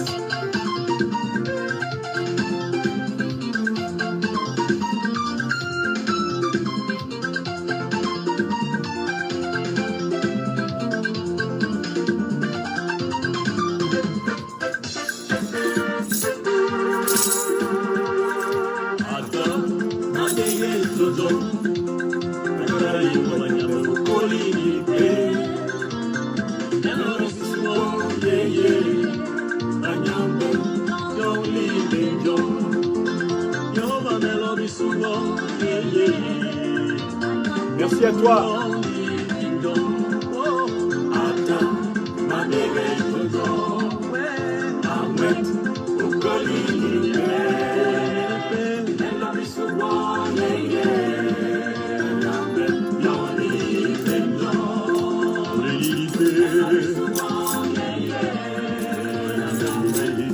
La réponse de Maïga, mais je l'ai fait écouter dans cette vidéo.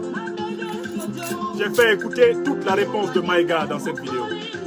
Le grand Abdoulaye Maïga, porte-parole du gouvernement du Mali, ministre malien de l'administration territoriale. Hablo, Ikako Kayide. Hablo, Ablaye, Ikako Kayide.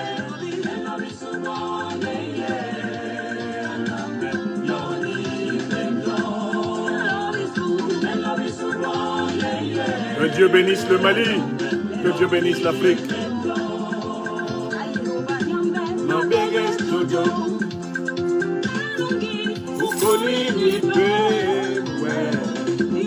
Et voici le pilier de la stabilité utilisé il y a plus de 4000 ans, nos ancêtres africains.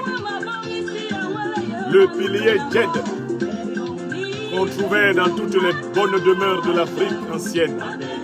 Le symbole de la paix, de la stabilité et de la puissance. Sur les règnes de l'air, du feu, de l'eau et de la terre.